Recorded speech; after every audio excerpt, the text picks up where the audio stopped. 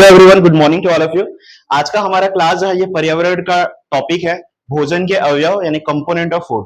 तो ये लेक्चर हम लोग आज कवर करने वाले हैं। इस टॉपिक से बहुत सारे क्वेश्चन जो है आपके जो शिक्षक भर्ती परीक्षा है उसमें तो आते ही हैं, दूसरे कॉम्पिटिशन एग्जाम में भी आते हैं। तो इसलिए ना बहुत इंपॉर्टेंट वेटेज है ये। जैसे मान लो आप वनडे एग्जाम देने जाते हो तो उसमें भी इसके क्वेश्चन देखने को मिलते हैं। ठीक, यहां तक कि पीएससी में भी कुछ क्वेश्चन देखने को मिल जाते हैं, जैसे कि बीमारियों से संबंधित, विटामिन से संबंधित। तो इन सब चीजों को आज हम लोग कवर करने वाले हैं। रहने के लिए इजी टॉपिक लगता है, लेकिन जो बारीकियां है ना, हमको ये क्वेश्चन से और अच्छे से कवर हो जाएंगी जब हम इसके क्वेश्चंस बनाएंगे तो। ठीक है जी, क्लियर है? तो ठीक है, चलो स्टार्ट करते हैं इसको। देखो, हमारा टॉपिक का नाम क्या है? भोजन के अवयव यानी कंपोनेंट ऑफ फूड। तो इसमें सबसे पहले हम लोग समझते हैं, इसका इंट्रोडक्शन पार्ट देखेंगे सबसे पहले। इसमें क्या है? मनुष्य के जीवन के लिए भोजन उतना ही आवश्यक होता है जितना कि जीवित रहने के लिए वायु और जल। ठीक, तो इस पॉइंट को नोट करना। जीवित रहने के लिए सबसे ज्यादा इंपॉर्टेंट क्या है? वायु और जल। और ये जितना इंपॉर्टेंट है उतना ही क्या इंपॉर्टेंट है? भोजन भी इंपॉर्टेंट है। क्यों? आप जैसा भोजन करोगे वैसा एनर्जी मिलेगा बॉडी को। ठीक है, अब ये क्या होता है? भोजन शरीर को ऊर्जा देने का काम करता है। भोजन शरीर को क्या काम करता है? ऊर्जा देने का। अगर हम लोग मान लो कोई भी काम कर रहे हैं, जैसे मान लो आप पढ़ रहे हो, लिख रहे हो, या कुछ भी काम कर रहे हो, यहां तक कि सोने का भी काम कर रहे हो, उसके लिए भी ऊर्जा की आवश्यकता होती है। और वो ऊर्जा हमको कहां से मिलती है? भोजन से प्राप्त होती है। क्लियर है? इससे क्या होता है? उसकी वृद्धि और विकास में भी सहायता मिलती है। किसकी वृद्धि और विकास में? समस्त जीवधारियों की वृद्धि और विकास में सहायता प्रदान करता है कौन? भोजन। क्लियर है? आप लोग भी रिस्पॉन्स देते जाना ना, साइलेंट रहोगे तो फिर सही नहीं लगेगा। आप लोग भी बोलते जाना, ठीक है? तथा रोगों से लड़ने की क्षमता भी प्रदान करता है। कौन प्रदान करता है रोगों से लड़ने की क्षमता? भोजन। लेकिन वहीं पे अगर आप गलत भोजन कर रहे हो तो रोग बढ़ाने की क्षमता भी प्रदान करेगा वो। अगर आप फास्ट फूड खा रहे हो, पैकेजिंग फूड खा रहे हो, जैसे एग्जांपल के लिए मान लो आज आप खाना बना रहे हो, अब मैं उसको बोल रहा हूँ 4 दिन बाद खाना, उसको खाओगे? ऐसा भले फ्रिज में रख दो, खाओगे 4 दिन बाद खाना उसको? आज की सब्जी 4 दिन बाद कौन खाता है? लेकिन लोग क्या करते हैं आज के डेट में? पैकेज वाला फूड ले लेते हैं। अब वो पैकेज वाला फूड का डेट देखना 3 महीने पहले का होता है। मतलब 3 महीने पहले बना है, उसको हम खा रहे हैं, कब? आज खा रहे हैं। तो ये कैसा होगा बताओ, है कि नहीं? तो वो क्या करेगा? हमारे शरीर की एनर्जी को, हमारे शरीर के बहुत सारे विटामिन को खत्म करने का काम करता है। ठीक, तो ये चैप्टर जो है ना आपके एग्जाम के पॉइंट से तो इंपॉर्टेंट है ही, लेकिन लर्निंग पॉइंट से भी बहुत इंपॉर्टेंट। बहुत सारी चीजें सीखने को मिलती है क्योंकि इससे। अब जैसे देखो, भोजन में बहुत सारे क्या होते हैं? पोषक तत्व होते हैं जिनको हम न्यूट्रिएंट के नाम से जानते हैं। ठीक है, जिन्हें हम भोजन के अवयव भी कहते हैं। अब ये न्यूट्रिएंट क्या होते हैं? जैसे आप भोजन कर रहे हो मान लो, ठीक है, तो भोजन से अलग अलग पोषक तत्व मिलेंगे। फॉर एग्जाम्पल के लिए क्या क्या? जैसे कि विटामिन मिल गया, कैल्शियम मिल गया। ठीक है, ये सभी तत्व कहां से मिलेंगे? भोजन से ही मिलेंगे। सिंपल सी बात है। ठीक है, तो अब ये इन तत्वों को हमको चाहिए तो हमको क्या करना पड़ेगा? अच्छा भोजन करना पड़ेगा और संतुलित भोजन करना पड़ेगा। कई बार कैसा होता है ना कि जैसे आपकी फेवरेट सब्जी बन गई, तो इंसान क्या करता है? जब फेवरेट सब्जी बनती है तो 2 थाली एक्स्ट्रा खा लेता है, मतलब 2 चम्मच एक्स्ट्रा खा लेता है खाना। होता है कि नहीं होता है? तो उस चीज को भी ध्यान रखना है कि भोजन अगर कर रहे हो तो भोजन कैसा होना चाहिए? संतुलित भोजन होना चाहिए। ठीक है जी, कैसा होना चाहिए? संतुलित भोजन होना चाहिए। अब देखो, ये अवयव जो है शरीर के लिए क्या करते हैं? शरीर के लिए बहुत इंपॉर्टेंट होते हैं। क्यों? ये अगर बॉडी के अंदर नहीं जाएंगे तो बॉडी अलग अलग फंक्शन नहीं कर पाएगा। जैसे आप लोग को सिंपली पता होगा कि अगर बॉडी के अंदर विटामिन ए का कमी हो जाता है, किसका कमी हो जाता है? विटामिन ए का अगर कमी हो गया तो हमें ठीक से दिखाई नहीं देती है। ठीक है, देखने की क्षमता हमारी कम हो जाती है। ठीक है ना? क्लियर है ना? सबको समझ में आ रहा है ना? हाँ, ठीक है। देखो, अब भोजन में क्या क्या चीजें पाई जाती है मुख्य, मतलब इसके अवयव क्या क्या है, इनके इंग्रेडिएंट क्या क्या है? तो सबसे पहले है कार्बोहाइड्रेट, फिर क्या है? फैट या वसा, ठीक है, फिर क्या है? प्रोटीन, फिर विटामिन, फिर खनिज लवण यानी कि मिनरल्स, और फिर वाटर। वाटर भी एक बहुत इंपॉर्टेंट कंपोनेंट है बॉडी के लिए, क्योंकि हमारे शरीर का 70% भाग जो है ना जल से ही बना हुआ है। 70% भाग, याद रखना है इसको। शरीर का 70% भाग किससे बना है? जल से। तो इसको नोट कर लेना आप लोग ना। ठीक है जी, आगे बढ़ते हैं। देखो, अब यहां पे थोड़ा ध्यान देना, इस पॉइंट को और अच्छे से ध्यान देना। हमारे शरीर के अंदर आहारीय रेशा होती है। अब ये आहारीय रेशा का मतलब समझो। अब ये हिंदी में लिख के आ गया आहारीय रेशा। ठीक, सबके ऊपर से जाएगा कि कौन से भोज्य पदार्थ में आहारीय रेशा होती है। हिंदी में तो ऐसे लिख के आएगा, और शुद्ध हिंदी में लिख दिया तो रुक्षांश लिख देगा। इसलिए अब ये ऐसे नाम समझ लो, इसलिए ना हमको हिंदी के साथ साथ इंग्लिश नाम भी सीखने बहुत इंपॉर्टेंट होते हैं, और सबको सीखना ही चाहिए। ठीक है, इसको कहते हैं रफेज, और क्या कहते हैं, डाइटरी फाइबर। अब ये लिख के आने के बजाय ऐसे लिख के आ रहा है ये, ठीक है, डाइटरी फाइबर।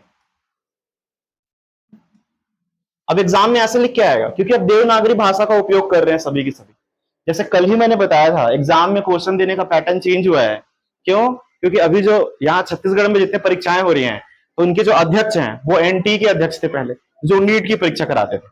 अब सोचो, नीट की परीक्षा कराने वाला बंदा यहाँ छत्तीसगढ़ में आके बैठ गया व्यापम की परीक्षा लेने के लिए, तो वो तो टेक्निकल देंगे ना, लैंग्वेज, टेक्निकल लैंग्वेज देंगे, तो वो देवनागरी भाषा का प्रयोग करते हैं मुख्यतः। तो इसको याद रखना इन सब चीजों को। तो ये सब चीजें जो है ना इंपॉर्टेंट कंपोनेंट होती हैं इसके अंदर। अब हम लोग सबसे पहले पढ़ेंगे किसके बारे में, कार्बोहाइड्रेट्स के बारे में। ठीक है, तो कार्बोहाइड्रेट्स का मतलब समझो ये क्या है, नाम से ही पता चल रहा है, कार्बन यहाँ पे छुपा हुआ लग रहा है यहाँ पे, है ना। देखो, कार्बन, हाइड्रोजन और ऑक्सीजन से मिलकर बने यौगिक को कार्बोहाइड्रेट कहते हैं। ध्यान से समझो, यहां देखो दो चीज तो ऐसे ही नजर आ रहा होगा आपको, एक कार्बन और एक हाइड्रोजन, यहाँ पे कार्बन, यहाँ पे हाइड्रोजन, इसी से पता चल रहा होगा आपको, दो चीजें तो है ही, ठीक है ना। कार्बन है और हाइड्रोजन है, और साथ ही क्या होगा, जहां हाइड्रोजन है वहां क्या हो सकता है, ऑक्सीजन भी हो सकता है ना। तो यहाँ पे क्या है, जो चीजें कार्बन से, हाइड्रोजन से और ऑक्सीजन से मिलकर बनी होती हैं, उनको हम क्या कहते हैं, कार्बोहाइड्रेट।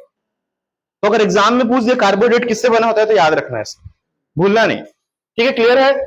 यह शरीर को क्या काम करता है, ऊर्जा प्रदान करने का काम करता है। तो ये क्वेश्चन उठता है, यहां से परिभाषा से क्वेश्चन उठता है, शरीर को ऊर्जा प्रदान करने का काम कौन करता है, तो कार्बोहाइड्रेट करता है। क्लियर है सबको, है ना। अब देखो, यहां ऊर्जा का मूल्य कैसा है, देखो 1 ग्राम कार्बोहाइड्रेट से लगभग 4 कैलोरी ऊर्जा मिलती है। याद रखना है इसको, 1 ग्राम आप कार्बोहाइड्रेट लोगे ना तो 4 कैलोरी ऊर्जा मिलेगी।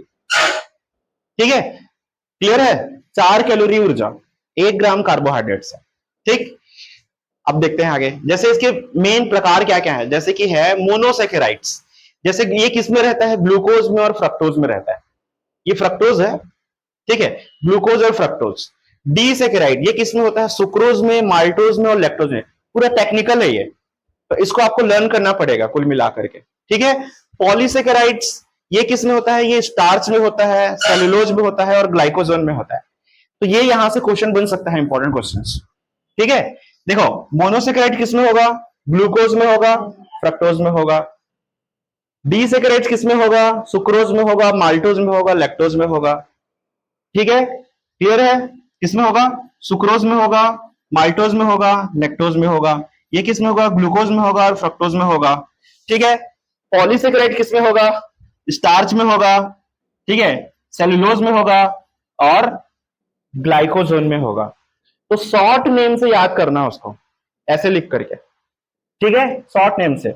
अब जैसे इसके स्रोत क्या है, मतलब कार्बोहाइड्रेट मिलता किससे है मुख्यतः बॉडी को, तो चावल से बहुत ज्यादा कार्बोहाइड्रेट मिलता है। ठीक है, उसके बाद क्या से, गेहूं से, मक्के से, आलू से, गन्ने से, गुड़ से, रोटी से, शकरकंद से और केले से। इन सब चीजों से बहुत ज्यादा क्वांटिटी में बॉडी को कार्बोहाइड्रेट मिलता है। क्लियर है सबको, ठीक है, आगे बढ़े, अब देखते जाओ। इनके मुख्य कार्य क्या क्या है, देखो अगर कार्बोहाइड्रेट मिल रहा है बॉडी को तो ये क्या काम करेगा, जो कार्बोहाइड्रेट मिल तो गया शरीर को, अब ये किस काम में उपयोगी है ये भी देख लेते हैं थोड़ा सा। सबसे पहले शरीर को तुरंत और दीर्घकालिक ऊर्जा प्रदान करता है। अब जैसे सुबह आप नाश्ता करके आते हो, सुबह क्लास रहती है 7 बजे, अब जा रहे हो 2 बजे यहाँ से, तो वो नाश्ता करके आते हो ना कि खाली पेट आ जाते हो। देखो मैं हमेशा कहता हूँ खाली पेट भजन नहीं होता, है ना। तो कई बार तो मैं ग्रुप में लिखने वाला होता हूँ कि मेरे क्लास में खाली पेट कोई ना बैठे करके, ठीक है, फिर रोक लेता हूँ, फिर ऐसा लिखना सही नहीं होगा करके, है ना। तो खाली पेट बैठोगे ना समझ में नहीं आएगा, जितना पढ़ लोगे पूरा दिमाग खाली का खाली रहेगा। ठीक है, तो इसलिए खाली पेट नहीं बैठना चाहिए पढ़ने के लिए, ठीक है जी, क्योंकि फिर एनर्जी दूसरी तरफ चली जाएगी। क्लियर। दूसरा क्या है, अतिरिक्त कार्बोहाइड्रेट आपके यकृत को यानी लंग्स को और मांसपेशियों में ग्लाइकोजन के रूप में इकट्ठा होने लगता है, लंग्स में और आपके सेल्स में। ठीक है, लंग्स में और मांसपेशी में क्या होता है, ये इकट्ठा होने लगता है, क्या, जो कार्बोहाइड्रेट है। ये क्यों इकट्ठा होता है, ताकि आने वाले टाइम के लिए आपको वो धीरे धीरे करके अपनी ऊर्जा दे सके। जैसे मान लो कई लोग क्या करते हैं ना, उपवास रहते हैं, अभी सावन सोमवार का सीजन गया है, तो लोग दिन भर उपवास रहते थे, कई लोग रात को भी खाना नहीं खाते थे। तो वहां पे क्या होता है ना, वो बॉडी चल कैसे रही है बिना ऊर्जा के। अभी तो आप बोल रहे हैं सर कि शरीर में ऊर्जा होती है और ऊर्जा के लिए कार्बोहाइड्रेट चाहिए, कार्बोहाइड्रेट के लिए वो सब खाना पड़ेगा, चावल वगैरह, आलू वगैरह सब। तो हम तो फास्ट रख रहे हैं सर, 2 दिन का भी उपवास रखते हैं कई लोग, तो शरीर कैसे चलती है? तो वो एनर्जी जो है ना, यही स्टोर होकर रहती है। वो एनर्जी हमारे बॉडी के अंदर स्टोर होकर रहती है, हमारे मांसपेशियों में, ठीक है, और धीरे धीरे बॉडी से वो निकल रही होती है। क्लियर है, समझ में आया? दूसरा चीज ये जो है ना, जो वसा है उसके संश्लेषण में भी सहायक होता है। वसा संश्लेषण का मतलब समझो, जो बॉडी के अंदर जो भी फैट रहेगा उसको ये क्या करेगा ना, एब्जॉर्ब कर लेगा। ये क्या करेगा? एब्जॉर्ब, मतलब उसको धीरे धीरे डाइजेस्ट करने का कोशिश करेगा। कौन? ये कार्बोहाइड्रेट। ठीक है, क्लियर है? यहाँ पे उसका मेन फंक्शन होता है, ये मेन काम होता है उसका, कार्बोहाइड्रेट का। तो कुल मिला के काम देखो, हम लोग अगर आप सिंपल बुक से पढ़ते या सेल्फ स्टडी करके पढ़ते तो सिर्फ एक चीज पता होती है, क्या? कि कार्बोहाइड्रेट से ऊर्जा मिलता है शरीर को। लूसेंट की बुक में भी इतना ही दिया हुआ रहता है कि कार्बोहाइड्रेट से ऊर्जा मिलती है, लेकिन एक्स्ट्रा क्या क्या चीजें हैं उसके पीछे। ठीक है, अब इतना चीज पढ़ लोगे कार्बोहाइड्रेट से रिलेटेड तो आपके एग्जाम में एक क्वेश्चन नहीं मिस होगा, यहां से पूरा कवर हो जाएगा आपका। क्लियर है सबको? अब हम लोग यहां देखते हैं आगे, उसके आगे फैट के बारे में। ठीक है, देखो फैट जो है ये भी क्या करता है, शरीर को ऊर्जा देने का काम करता है। ठीक, इसकी भी परिभाषा है क्या? वसा, ग्लिसरॉल और वसी अम्लों से बना यौगिक होता है ये फैट जो है। जो ग्लिसरॉल होते हैं और जो वसी अम्ल होते हैं, जिनमें क्या होता है, थोड़ा सा तेलपन होता है, ठीक है, उन चीजों से बना होता है क्या? वसा। जैसे आप घी खाते हो तो घी में बहुत ज्यादा फैट होता है ना? कभी घी बना के देखे हो आप लोग? जब दूध को बहुत ज्यादा गर्म करते जाते हो तो देखना एक तेल का परत जमने लगता है ऊपर में, ठीक है, तो वो क्या होता है, ये वसा का ही पार्ट रहता है। ठीक है जी। अब देखो इसमें ऊर्जा का मूल्य क्या है, 1 ग्राम मान लो वसा आप लेते हो तो लगभग 9 कैलोरी ऊर्जा मिलती है। कितनी ऊर्जा मिलती है? 9 कैलोरी ऊर्जा मिलती है 1 ग्राम वसा लेते हो तो। ठीक है, और गवर्नमेंट के डाटा के अकॉर्डिंग क्या कहता है ना, कि पर डे एक व्यक्ति को 2400 किलो कैलोरी का ऊर्जा लेना चाहिए। ठीक है, एक मेहनती व्यक्ति को, जो मजदूरी काम कर रहा है, दिन भर मेहनत का काम कर रहा है, उसको कम से कम 2400 किलो कैलोरी का ऊर्जा एक दिन में मिलना चाहिए। ठीक है जी, क्लियर, समझ में आ रहा है ना आपको? हाँ, जैसे 1 कटोरी चावल खाते हो ना, तो 1 कटोरी चावल में 40 कैलोरी ऊर्जा होती है, 1 कटोरी चावल में। तो 4 कटोरी खा लिए तो उसको गुणा कर लो 4 से, 160 कटोरी हो गई, मतलब 160 किलो कैलोरी ऊर्जा हो गई। तो मैं तो फिलहाल ऐसे ही खाता हूँ गिन गिन के कितना कैलोरी हो रहा है करके। अब यहाँ पे देखो इसके प्रकार क्या है, अब इसके भी टाइप्स है, वसा के भी टाइप्स है। अब ये सब टाइप्स अगर जानने हैं आपको, ठीक है, तो सबसे पहला आता है संतृप्त वसा। संतृप्त वसा में आता है आपका सैचुरेटेड फैट। ठीक है, सैचुरेटेड फैट मतलब ये कैसा होगा, देखो ये थोड़ा सा गाढ़ा वाला फैट होगा। ठीक है, और इसमें क्या होगा, इसमें क्या होगा, देखो जैसे कि आप घी खा रहे हो, मक्खन खा रहे हो मान लो, ठीक है, या नारियल तेल खा रहे हो, नारियल तेल यूज कर रहे हो, तो वहां पे भी क्या होता है, सैचुरेटेड फैट होता है और वसा होता है। ठीक है, जैसे मान लो आप नॉर्मल नारियल, जैसे अपन लोग क्या करते हैं ना, रिफाइंड तेल यूज करते हैं अपन लोग, खाना बनाने के लिए रिफाइंड तेल यूज कर रहे हो आप लोग, तो उसमें भी क्या होती है, वसा की मात्रा होती है। ठीक, लेकिन जैसे जो सात्विक फूड वाले होते हैं उन लोग तेल यूज नहीं करते, उन लोग क्या करते हैं, सब्जी को बॉईल करेंगे और नारियल को पीस पीस काट के उसमें डाल देते हैं, क्योंकि नारियल में ऑलरेडी तेल होता है, तो तेल की मात्रा पूरी हो जाती है। और रिफाइनरी तेल क्या होता है ना, वो डेड फूड होता है।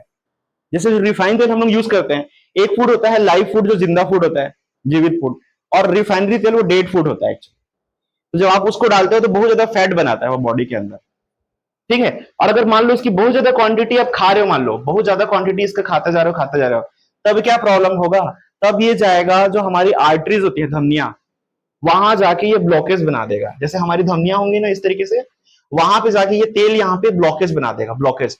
अब ब्लड फ्लो ऐसे हो रहा है मान लो, और इस तरफ हार्ट की तरफ जाना है ब्लड को, ठीक है जी, हार्ट की तरफ जाना है ब्लड को, तो ये ब्लॉकेज बना देगा, तो क्या होगा, ये पास नहीं होगा और रुक जाएगा, और इसी वजह से हार्ट अटैक आता है। दिल टूटने से हार्ट अटैक नहीं आता, ठीक है, वो ऑयल वगैरह जाके ब्लड में ब्लॉकेज बना देता है आर्टरीज में, तब जाके हार्ट अटैक आता है। ठीक है, क्लियर है ना? हाँ, देखो इतना सीरियस होकर मत बैठो, थोड़ा क्लास में इंटरेक्शन भी करो आप लोग, है ना? क्या चीज को? कैलेस्ट्रॉल बढ़ गया है बोलते हैं, हाँ इसकी वजह से कैलेस्ट्रॉल जरूर बढ़ता है। अभी देखेंगे हम लोग कौन कौन सी बीमारी होता है। कोलेस्ट्रॉल जरूर बढ़ता है, तो उसके लिए सिंपल सा उपाय यही है कि आप जो है ऑयली फूड खाना थोड़ा कम कर दो। ठीक है, oil food, packaging food, dead foods तो खाना कम कर दो, क्योंकि मोस्टली लोग तो डेड फूड ही खाते हैं ना। अब देखो, सामान्य सी बात है, आप एक अगर मसाला खा रहे हो, ठीक है, सब्जी में मसाले डालते हो, क्यों डालते हैं? स्वाद के लिए डालते हैं। लेकिन वो मसाले जो डाल रहे हैं वो पिसा हुआ मसाला है, कब का बना हुआ है वो, हम उसको यूज कर रहे हैं, तो वो डेड फूड में आता है। अब लाइव डालते हो तो जैसे मान लो पत्तियां तोड़ के, पहले के टाइम पे क्या होता था, पत्तियों को तोड़ते थे तुरंत डालते थे वहां पे, ठीक है, वो एक अलग होता था। आज के डेट में धनिया पाउडर आ रहा है ना, तो वो हेल्थ के लिए अच्छी नहीं है। ठीक है, स्वाद के लिए अच्छी हो सकती है बट हेल्थ के लिए सही नहीं है वो, क्योंकि वो डाइजेस्ट नहीं होती है एक्चुअली। जैसे नॉर्मल खाना क्या है, 2 मिनट वाला मैगी, वो डाइजेस्ट नहीं होता है, बॉडी को डाइजेस्ट नहीं होता है मैगी। ठीक है, अब लेकिन वो सही लगता है लोगों को कि जल्दी बन जाता है और टेस्टी भी होता है, इसलिए खा लो उसको। अब इसके टाइप टाइप में देख रहे थे, पहला संतृप्त वसा, इसमें घी, मक्खन, नारियल तेल ये सब आता है। दूसरा टाइप है इसका असंतृप्त वसा, यानी अनसैचुरेटेड फैट, इसमें आता है सरसों का तेल।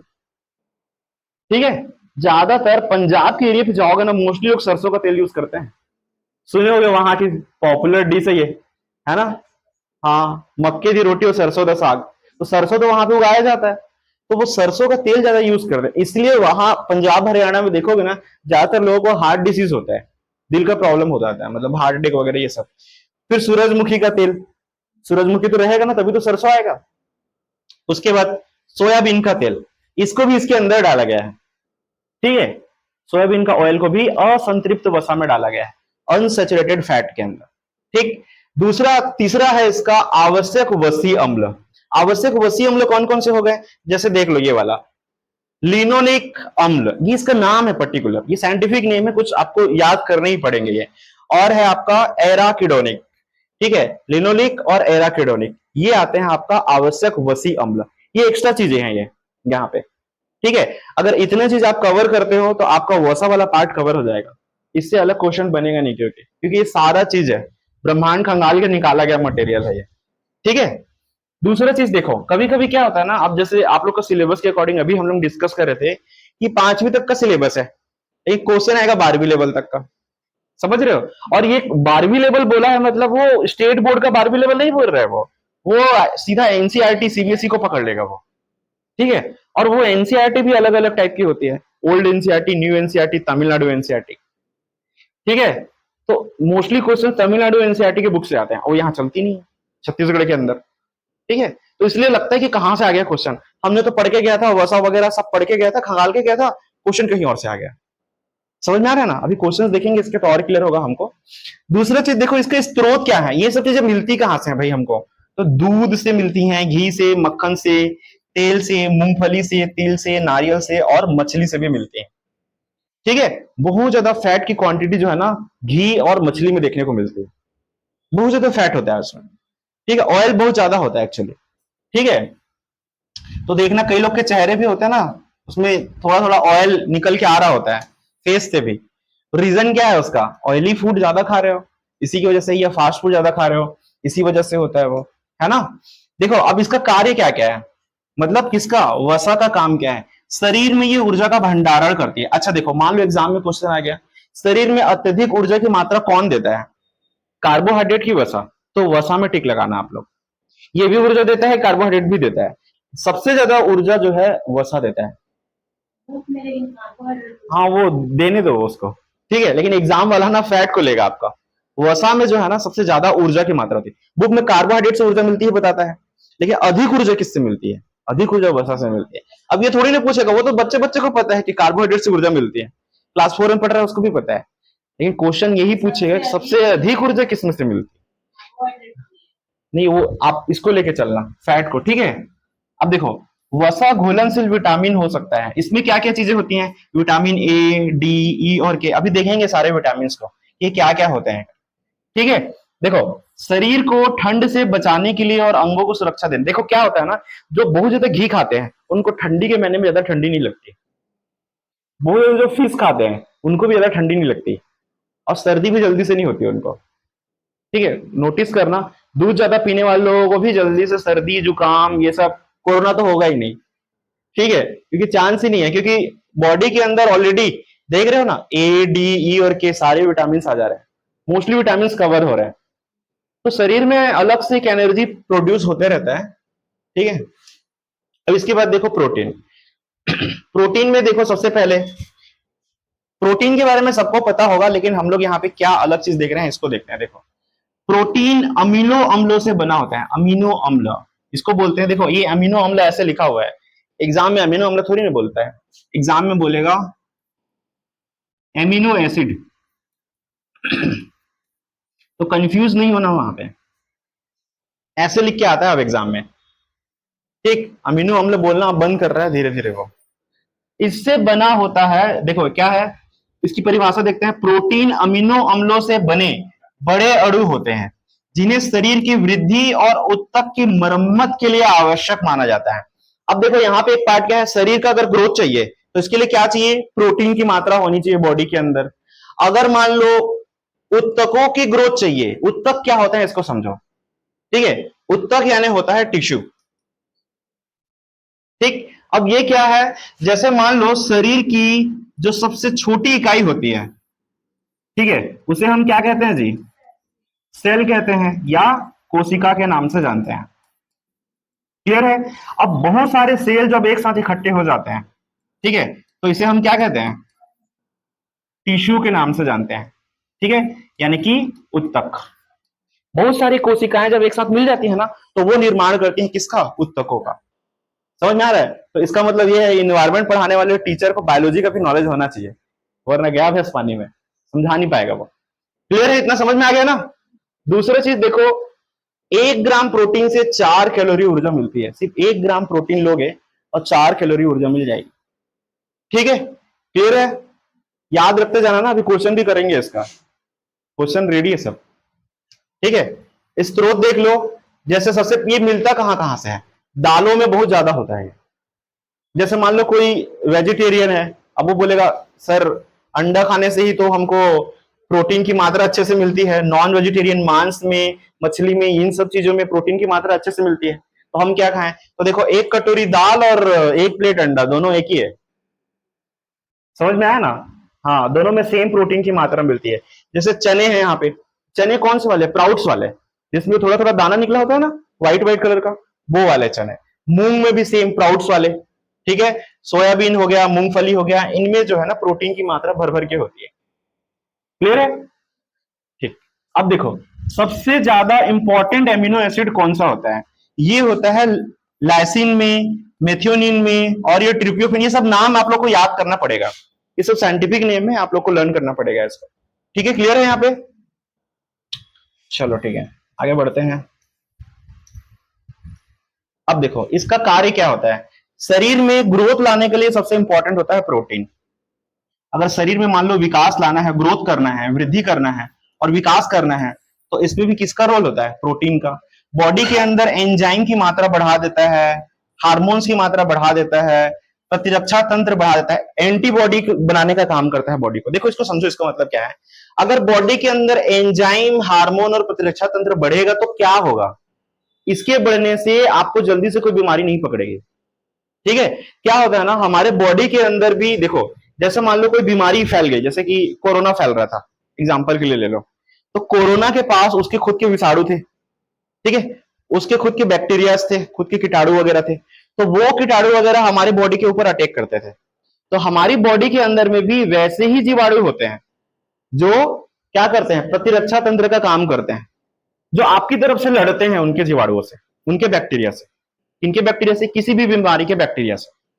अब दोनों में लड़ाई होगी, जो जीत गया वही सिकंदर। मतलब अगर मान लो आपकी बॉडी के अंदर का जो प्रतिरक्षा तंत्र, हार्मोन, एंजाइम, ये सब जीत गए, मतलब आप बीमार नहीं हो गए, आपने, आपके अंदर जो कीटाणु आ रहे थे, जो वायरस आने का कोशिश कर रहा था, आपने उसे मार के भगा दिया। लेकिन अगर उसके उसके वाले जीत गए, उसके कीटाणु, उसके वायरस जीत गए, इसका मतलब आप पक्का बीमार होने वाले हो। तो समझ जाना, जब भी आप बीमार होते हो, हेडेक होते हो, इसका मतलब दोनों में लड़ाई चली है, सामने वाले वायरस में और हमारे बॉडी के अंदर जो वायरस है, सॉरी बैक्टीरियाज है, हार्मोन्स है और एंजाइम है, इनके बीच में लड़ाई चली है, तो हमारा वाला हार गया है। तो इसीलिए उसको क्या क्या देना पड़ता है, एंटीडोज देना पड़ता है। डॉक्टर्स देते हैं ना एंटीडोज। एंटीडोज क्यों देते हैं, ताकि बॉडी के अंदर एक्स्ट्रा एनर्जी जनरेट हो सके।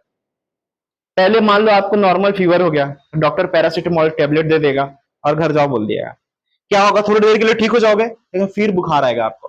क्यों? आपके बॉडी ने एंटीडोज नहीं लिया है। जब तक एंटीडोज नहीं लोगे तब तक वो लड़के समाप्त नहीं करता सामने वाली बीमारी को। इसलिए एंटीडोज इंपॉर्टेंट है। तो बॉडी के अंदर भी जो एंटीडोज होती है ना, इसका भी बढ़ना इंपॉर्टेंट है। और इसको बढ़ाने के लिए क्या चाहिए हमारे बॉडी को? प्रोटीन चाहिए। क्या चाहिए?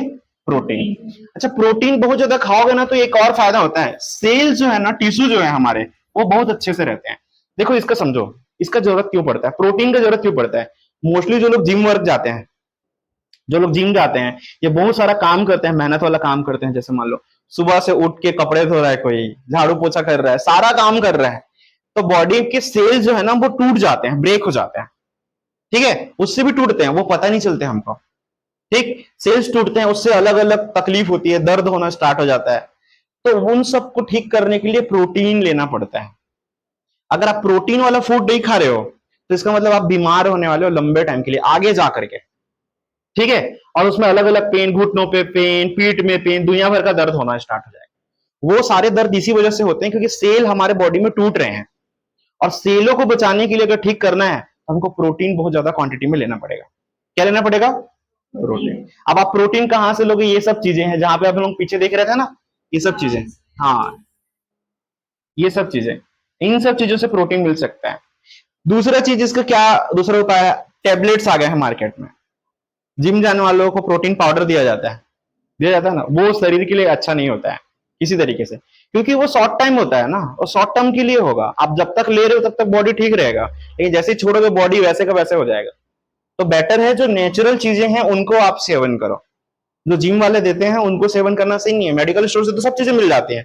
मेडिकल स्टोर से क्या विटामिन नहीं मिलते हैं? मिल जाते हैं, सब मल्टीविटामिन मिल रहे हैं आजकल, लेकिन वो शरीर के लिए अच्छे नहीं होते हैं। बेटर ये है कि आप नेचुरल चीजों का सेवन करो, उससे बॉडी को अच्छा रखो। अच्छा, अगर बॉडी में अगर प्रोटीन नहीं हुआ तो क्या होगा? बॉडी में प्रोटीन नहीं हुआ तो क्वाशियोरकर नाम की बीमारी हो जाएगी।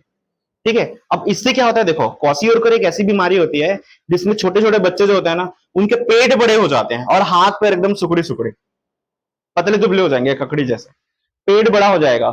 ठीक है, ऐसी एक और बीमारी होता है मैरस्मस। ये क्या करता है? ऊर्जा और प्रोटीन दोनों की कमी से बच्चों में अत्यधिक दुर्बलता, एकदम कमजोर पड़ जाएगा, हड्डियां कमजोर हो जाती हैं बच्चों के। किसकी वजह से? मैरस्मस की वजह से। समझ में आ रहा है? क्लियर है? दोनों को याद रखना ना, इसमें क्वाशियोरकर बहुत ज्यादा इंपॉर्टेंट है। क्वाशियोरकर जो है ना, ये इंपॉर्टेंट है, ये पूछता है एग्जाम में, और पूछा भी है, पहले भी पूछ चुका है ये। ठीक है, अब देखो, अब हम लोग देखते हैं विटामिन वाला। तो प्रोटीन में इतना ही था, कुछ यहां से किसी को कुछ पूछना है? क्लियर है ना? अब देख लो विटामिन में। देखो विटामिन में क्या देखना है हमको, सबसे पहले इसकी परिभाषा देखते हैं। देखो ये क्या होता है ना, सूक्ष्म कार्बनिक यौगिक होते हैं। विटामिन भी क्या होते हैं जी? कार्बनिक यौगिक। देखो एक्चुअली क्या है ना, दुनिया में जितनी भी चीजें हैं मोस्टली चीजें कार्बनिक यौगिक ही हैं, कार्बन से बनने वाली चीजें हैं। यहां तक कि इंसान भी कार्बन से बनने वाली चीजें हैं, तभी तो उसको जलाते हैं तो कार्बन डाइऑक्साइड गैस निकलता है बाहर। और कौन सा गैस निकलता है? कल ही बताया था, बताओ। जंगल में आग लग जाएगी तो मैं बोला था कार्बन डाइऑक्साइड में सब टिक लगा के आते हैं, और एक और गैस बाहर निकलता है। कौन सा? नाइट्रोजन डाइऑक्साइड्स या नाइट्रोजन के ऑक्साइड्स। ठीक है, तो यहाँ पे देखो मोस्टली जो विटामिन होते हैं ना, ये भी कार्बनिक यौगिक से बने होते हैं। किससे बने होते हैं? कार्बनिक यौगिक से, जो शरीर को क्या करते हैं, जैव रासायनिक क्रियाओं के लिए आवश्यक होते हैं। जैव रासायनिक क्रिया मतलब क्या होता है? देखो जैव रासायनिक क्रिया मतलब, जैसे मान लो आप भोजन ग्रहण किए, तो भोजन ग्रहण करोगे तो उसका पाचन भी तो लगेगा, डाइजेशन लगेगा, तो उसके डाइजेशन के लिए भी विटामिन का इंपॉर्टेंस होता है। वहां पे विटामिन का जरूरत पड़ता है। ठीक है, बॉडी को अलग अलग फंक्शनिंग कराना है। जैसे आप सांस लेने का काम कर रहे हो, आप चलने का काम कर रहे हो, ठीक है, आप कोई भी वर्क कर रहे हो, कोई भी काम कर, जैसे अभी बैठे हो, ये भी एक काम है, बैठने का काम। ठीक है, अगर आप सोच रहे हो तो वो भी एक काम होता है। ठीक है, बॉडी के अंदर अगर थिंकिंग वाले हार्मोन नहीं निकल रहे हैं तो आप सोच नहीं पाओगे। कई लोग होते हैं ना जिसको मतलब सोचने समझने की शक्ति नहीं होती, सीधा वो जाके करके आ जाता है, सोचता नहीं है कुछ भी। कई लोग होते हैं ऐसे, है ना? तो वो क्या होता है ना, इस सब के फंक्शनिंग के लिए विटामिन का अच्छा होना बहुत इंपॉर्टेंट है। अगर बॉडी के अंदर विटामिन नहीं है तो बॉडी सही से काम नहीं करेगी। इसलिए तो छोटे बच्चों को विटामिन देते हैं। देखना, अगर आप छोटे रहे होगे जिस टाइम पे आप हॉस्पिटल जाते होगे तो डॉक्टर एक ना एक विटामिन लिख के ही देता होगा, ये विटामिन बच्चों को पिलाओ करके। या जिनके घर में बच्चे होंगे उन लोग जान ही सकते हैं इसको। है कि नहीं जी? हाँ, तो ये है। अब देखो इसका विशेषता क्या है, इसको समझो। देखो ये बॉडी को ऊर्जा नहीं देता, ठीक है, ऊर्जा देने का काम ये नहीं करता है, लेकिन ये क्या करता है, अलग अलग क्रियाओं को नियंत्रित करने का काम करता है। बॉडी के अंदर चलने वाली अलग अलग क्रियाओं को ऊर्जा नहीं देता है बॉडी को। अगर मान लो एग्जाम में कैसा क्वेश्चन आएगा, इनमें से कौन सा बॉडी को, शरीर को ऊर्जा प्रदान नहीं करता है, तो विटामिन ऊर्जा प्रदान नहीं करता है। ठीक है, याद रखना। विटामिन बेसिकली ना दो तरीके के होते हैं, एक फैट वाला होता है और एक वाटर वाला होता है। ठीक है, जो फैट वाला जो विटामिन होता है ये होता है ADE के, ठीक। और जो वाटर वाला होता है ये होता है बी कॉम्प्लेक्स और सी। तो आज के डेट में मोस्टली एक बीमारी है, लोगों को छाला बहुत जल्दी हो जाता है, उसका रीजन है बॉडी के अंदर विटामिन बी का कमी है आपका। कम एज में लोगों के बाल पक जाते हैं, उसका रीजन भी विटामिन बी है। आप पानी कम पीते हो, इसी वजह से होता है ये। पानी कम पीते हो इसलिए छाले होते हैं, पानी कम पीते हो इसलिए बाल जल्दी पक जाते हैं। ठीक है, उसमें विटामिन B1 2 का कमी होता है बॉडी के अंदर, इसलिए बाल जल्दी पक जाते हैं। समझ में आ रहा है? तो डॉक्टर के पास जाओगे तो B12 दे देगा वो कैप्सूल, खाओ उसको और ठीक रहो, या तो फिर पानी खूब पियो। दोनों में से एक उपाय आपके पास है, आप क्या कर सकते हो देख लेना उसको। ठीक है, अब देखो सबसे पहले हम लोग इसको देखेंगे, जो फैट रिलेटेड जो प्रोटीन होता है इसमें क्या होता है। सबसे पहले अब इसका डिटेलिंग देखेंगे। देखो देखो इतना डिटेलिंग में होगा करके नहीं सोचे होगा ना चैप्टर को, ये वाला ये काफी डिटेल है एक्चुअली। ठीक है, 3 बुक का मटेरियल है ये, 3 अलग अलग बुक का और क्वेश्चन पेपर का, 10 साल के क्वेश्चन पेपर का उसका मटेरियल है ये। देखो वसा घुलनशील विटामिन होता है। देखो ये क्या है ना, जो पहला वाला टाइप है विटामिन का, जो फैट वाला जो विटामिन होता है, फैट वाला विटामिन ये कैसे होता है। देखो ये कहां से मिलेगा बॉडी को, ये मिलेगा गाजर से, हरी सब्जियों से, मक्खन से, मछली का तेल से, इन सब चीजों से फैट वाला, फैट वाली फूड से हमको फैट वाला विटामिन मिलेगा। बहुत सिंपल है, ऐसा याद रखना है इसको। जो फैट वाला फूड होगा उससे फैट वाला विटामिन मिलेगा। अच्छा ये क्या फायदा करता है, आंखों की रोशनी को तेज करता है। ठीक है, हरी सब्जियां करते हैं ना जी, एक सब्जी का नाम बताओ जो आंखों की रोशनी को तेज करता है। मम्मी बोलती होगी खाने को, पालक की भाजी होगी जैसे, है ना, पपीता वगैरह ये सब भी हो गया। तो यहाँ पे क्या है, आंखों की रोशनी और त्वचा का भी स्वास्थ्य अच्छा रहता है, स्किन भी अच्छा ग्लो करता है। अब देखो इन सब में भी एक इंपॉर्टेंट फैक्टर है क्या, वाटर। अगर मान लो इन सब चीजों को खा रहे हो और वाटर सही से नहीं ले रहे हो तो ये चीजें भी सही से फंक्शन नहीं करेगी। तो पानी का होना बहुत इंपॉर्टेंट है। अगर विटामिन ए गायब हो गया जीवन से तो रतौंधी नामक बीमारी हो जाती है, जिसको बोलते हैं नाइट ब्लाइंडनेस। शाम होते ही दुनिया में अंधकार छा गया, समझ लो। होता है ऐसे, सही में होता है कि नहीं? जीवन कितना कष्ट में आ जाएगा, शाम होते ही कुछ नजर नहीं आएगा तब, है कि नहीं? मीना बाजार नहीं जा पाओगे घूमने के लिए क्योंकि कुछ दिखेगा नहीं, है ना? एक से एक प्रॉब्लम देखने को मिल सकता है यहाँ पे। सेकेंड चीज यहाँ पे देखते हैं, देखो इसी के अंदर आता है विटामिन डी। अच्छा ये एक इंपॉर्टेंट पॉइंट है ना, अभी मैं एक क्वेश्चन पूछूंगा, ध्यान से सुनना और बताना हमको। विटामिन डी किससे मिलता है?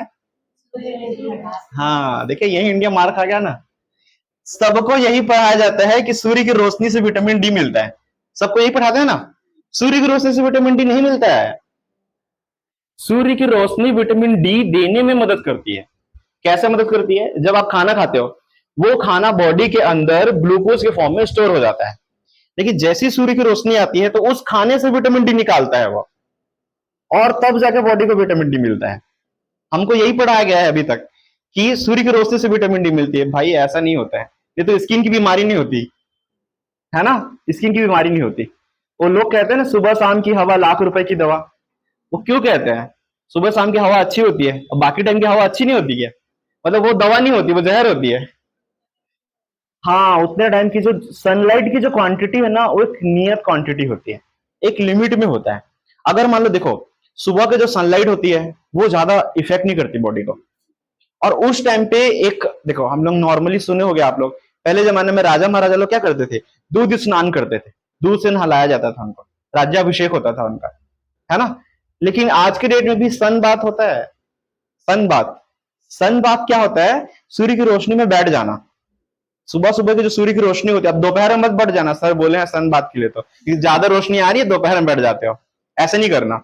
सुबह का टाइम जो सूर्य की रोशनी आ रहा होता है ना वो बॉडी के लिए बहुत अच्छा होता है, क्योंकि वही विटामिन डी जनरेट करके देता है उसी टाइम पे, और उसी टाइम पे बोन्स जो है ना ठीक होती है, ठीक है, हड्डियां मजबूत होती हैं। अब आप बोल रहे हो कि सर हमारे घुटने में दर्द होता है, कई लोग को प्रॉब्लम होता है मोस्टली, ठीक है, 35 जैसे ही क्रॉस करोगे घुटने में दर्द होना स्टार्ट। तो ये क्यों होता है, रीजन क्या है इसका? जैसे एक तो विटामिन डी गायब है इस जीवन से, क्योंकि लोगों को लग रहा है हम सूर्य की रोशनी में घूम रहे हैं तो विटामिन डी तो मिल ही रहा होगा हमको, लेकिन ऐसा नहीं होता है, ठीक है। दूसरी चीज, जब आप खड़े होकर पानी पीते हो तो जो आपके घुटने होते हैं, तो घुटने का ज्वाइंट इस तरीके से होता है, इस तरीके से, इसको नकल ज्वाइंट बोलते हैं। तो पानी का स्टोरेज यहाँ आके चिपक जाता है, रुक जाता है बीच में। जब वहां आके देखो, रुका हुआ पानी क्या होता है, रुका हुआ पानी गंदा पानी होता है ना, तो वो पानी जाके वहां रुक जाएगा। जब वो रुकेगा तो जब आप चलते होगे तो कट कट कट कट की आवाज आती है। कई लोग ऐसे चलते हैं तो आवाज आती है, पूछ के देखना कुछ लोगों से जिनको घुटने में दर्द होता है, तो वो कट कट की आवाज इसी वजह से आती है। क्यों? उन्होंने विटामिन डी को सही तरीके से यूज नहीं किया, सन बात नहीं लिया। इसलिए खास करके ना सबको सन बात तो लेना ही चाहिए, सुबह के टाइम पे सूर्य की रोशनी में बैठना चाहिए थोड़ी देर के लिए कम से कम, ठीक है। आगे बढ़े थोड़ा सा। अब देखो, विटामिन डी जो है ये हमको कहां से मिलता है? धूप से मिलता है। धूप से किस रूप में मिलता है इसको भी समझना है ना। हाँ, अब जैसे यहाँ पे बोला अंडों से विटामिन डी मिलता है, तो उसको देखते रहोगे तो नहीं मिलेगा, कि देखते रहोगे तो मिल जाएगा? नहीं मिलेगा ना, उसको सेवन करना पड़ेगा। अब इसको सेवन करने का भी प्रोसेस है। आप बोल रहे हो नहीं अंडों से विटामिन डी मिलता है तो मैं इसकी सब्जी बना के खाऊंगा, विटामिन डी भर भर के मिलेगा मुझे, नहीं मिलने वाला, ठीक है। बॉयल वाला खाना पड़ेगा आपको उसको, तब जाके उसमें से विटामिन डी का क्वांटिटी और प्रोटीन मिलेगा, ऐसे नहीं मिलता वो। क्योंकि जैसे ही आप उसको ऑयल में तलना स्टार्ट करते हो वो बन जाता है डेड फूड, और डेड फूड में विटामिन प्रोटीन नहीं होते हैं, वो खत्म हो जाता है। अब जैसे दाल में इतनी सारी प्रोटीन होती है, अब दाल को हमने 10-12 सीटी मरवा दिया, मतलब जितना भी सीटी लगवा दिया, तो क्या होगा? सारा प्रोटीन तो उड़ जाता है उसका, है ना। तो वो नहीं होते। एप्पल खाते हो, एप्पल से विटामिन ए मिलता है, विटामिन सी मिलता है एप्पल से, तो उसमें क्या होता है, लोग क्या करते हैं उसका छिलका को ही निकाल के फेंक देते हैं, और छिलके में उसका विटामिन रहता है। तो ये आज के जनरेशन जो है ना इस तरीके से चलता है। देखो ये क्लियर हो गया, ये समझ में आया? इसका मेन काम क्या होता है? हड्डियों और दांतों को मजबूत करना। क्यों? विटामिन डी से मुख्यतः जो है ना कैल्शियम और मैग्नीशियम की मात्रा बढ़ती है बॉडी के अंदर। किसकी मात्रा बढ़ती है? कैल्शियम और मैग्नीशियम की मात्रा बढ़ती है, ठीक है जी। अच्छा, विटामिन डी का कमी होगा तो क्या होगा? रिकेट्स नाम की बीमारी होती है, ठीक। देखो अभी तक हम ऐसे ही पढ़ते आए हैं कि हाँ विटामिन डी है सर, सूर्य की रोशनी से मिल जाती है, और रिकेट्स नाम की बीमारी होती है। इन तीन चीजें सबको याद रहते हैं, लेकिन उसके बेसिक को समझो एक्चुअली, तो कहां से आ रहा है, कैसे आ रहा है करके, ठीक है। फिर आता है विटामिन ई। देखो विटामिन ई जो है आपको अंकुरित वाले अनाज से मिलता है। अंकुरित अनाज मतलब क्या होता है? जो प्राउट्स होते हैं, ठीक है। क्या होते हैं? प्राउट्स। प्राउट्स मतलब अगर जब मान लो आप मूंग को भिगा कर रख दिए हो तो उसमें से छोटे छोटे रेसे निकल आएंगे, तो वो होते हैं प्राउट्स। उसमें होता है प्रोटीन, भर भर के प्रोटीन और विटामिन होता है उसमें। उसको लोगों को नाश्ते में खाना चाहिए, ठीक है, लेकिन लोगों को अच्छा नहीं लगेगा। वो उबला हुआ मतलब सिर्फ भिगो के लेके आओ, कच्चे कच्चे कौन खाता है आज के जमाने में, है ना। इतने सारे जब फास्ट फूड है, बगल में समोसा रखा हुआ है और यहाँ प्राउट वाले दाने, तो लोग समोसे के ऊपर कूदेंगे ना। बर्थडे में आज तक कुछ चने बांटा है क्या? नहीं बांटते हैं ना। सब लोग क्या बांटते हैं? केक वगैरह सब बांटते हैं, है ना, चाउमीन वगैरह सब, यही सब चीजें लोगों को पसंद आती है। लेकिन वो हैबिट के ऊपर है, हेल्थ को कोई नहीं देखता, सिर्फ टेस्ट को देखते हैं लोग। दूसरा चीज क्या है? वनस्पति वाले तेल जो है और बादाम, इनमें भी क्या होता है? विटामिन ई मौजूद होता है, ठीक है। कौन कौन मानता है बादाम खाने से बुद्धि तेज होता है? हाँ, बादाम, बादाम खाने से बोलते हैं ना लोग बुद्धि तेज होती है बहुत ज्यादा, ठीक है। तो बादाम में एक्चुअली ना विटामिन ई होता है जी, ठीक है, इसको याद रखना, ठीक है। तो रिप्रोडक्शन में ये हेल्पफुल होता है, रिप्रोडक्शन के लिए। और कोशिकाओं को क्षति से बचाता है। जैसे मान लो सेल्स ब्रेक हो रहे हैं बार बार, आप मान लो ऐसा हार्ड वर्क कर रहे हो, एक्सरसाइज खूब सारा कर रहे हो, तो उस केस में क्या होगा? सेल्स टूटने लगते हैं, उस केस में विटामिन ई की क्वांटिटी बॉडी के अंदर अच्छा होना चाहिए, इसलिए उस टाइम पे ये बादाम आपको हेल्प करेगा। दूसरा जो है वन वेजिटेबल्स ऑयल जो है उस टाइम पे हेल्प करेंगे आपको। वेजिटेबल्स ऑयल में देखो यहाँ पे मोस्टली लोग जो है ना रिफाइनरी तेल यूज करते हैं, ठीक है। रिफाइन तेल की कंपनी कहीं भड़क ना जाए मेरे ऊपर। एक्चुअली रिफाइन तेल जो है ना वो सही नहीं होता है। रिफाइन मतलब क्या है? आपने उसको पीस के जो इंपॉर्टेंट मटेरियल उसको निकाल दिया, जो बच गया उसको आप दे रहे हो रिफाइन करके, यानी फिल्टर करके उसको। लेकिन एक्चुअली में जैसे गेहूं का तेल कोई सुना है यहाँ पे? न्यूट्रिशन ऑयल, न्यूट्रिशन ऑयल वो हेल्थ के लिए ज्यादा अच्छा होता है, गेहूं का तेल। ठीक है, हाँ उसका भी तेल बनता है। जैसे पहले के टाइम पे आपके दादा परदादा लोग मूंगफली का तेल यूज करते थे, इसीलिए तो लोग स्ट्रांग थे। ठीक है, अभी बच्चा जो है 20 साल का हुआ नहीं है, उसको दुनिया भर का बीमारी हो जा रहा है कि नहीं, दुनिया भर की प्रॉब्लम वो इसी वजह से, क्योंकि हम इस तरीके का खाना खा रहे हैं। देखो विटामिन के भी हमारे लिए बहुत इंपॉर्टेंट है। ये क्या है, हरे पत्तेदार सब्जियों से आता है। और रक्त का थक्का जमना, ये विटामिन के की वजह से होता है, ये इंपॉर्टेंट है ये वाला। देखो एक्चुअली इसका मतलब समझो, जैसे मान लो आप प्याज काट रहे हो, गलती से उंगली कट गई, तो ब्लड निकलना स्टार्ट होगा, वो रुकेगा नहीं अगर विटामिन के नहीं रहा बॉडी के अंदर। समझ में आ रहा है, तो कितना खतरनाक काम है ये। विटामिन के का होना बहुत ज्यादा जरूरी है। इसलिए लोग, मेरे हिसाब से तो ऐसा होना चाहिए, जब लोग रिश्ता देखने जाते हैं तो ये मत पूछे कितना पढ़ा लिखा है, भाई विटामिन के है कि नहीं इसके अंदर।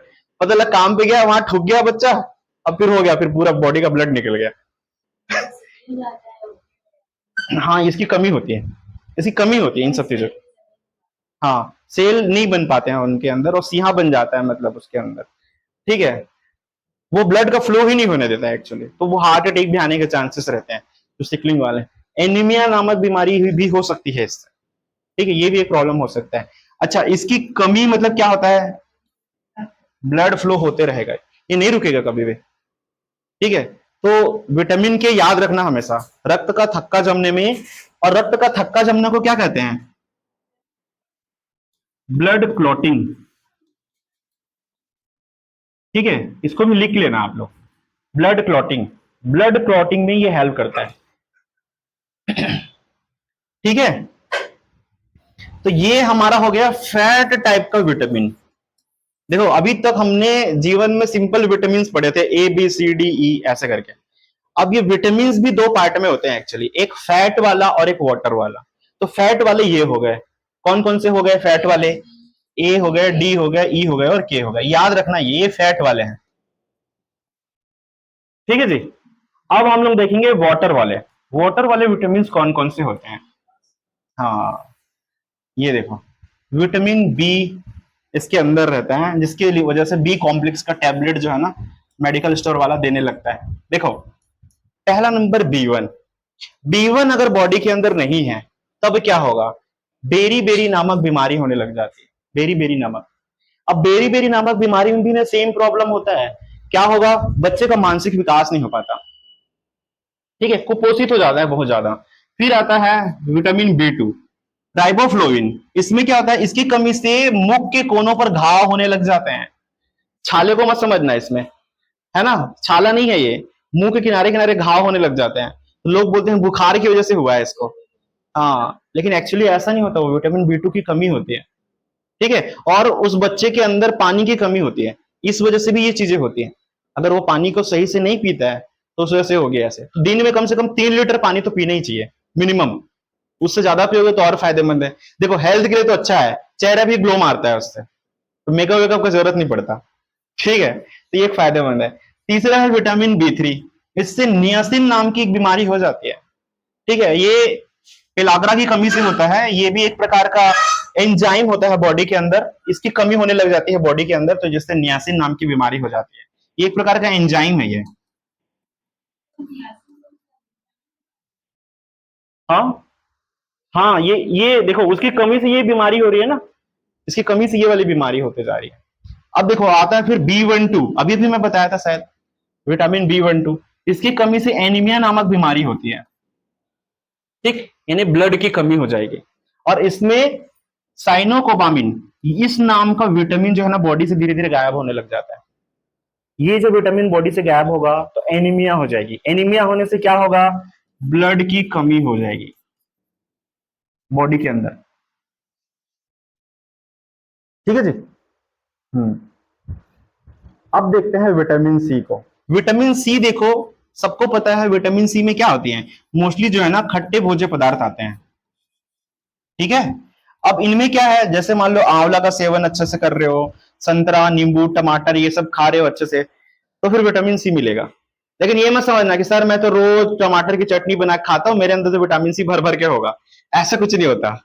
ठीक है, टमाटर को बॉईल करके खाना होता है और उसको आप चटनी बना के खाओगे तो नहीं होगा वो।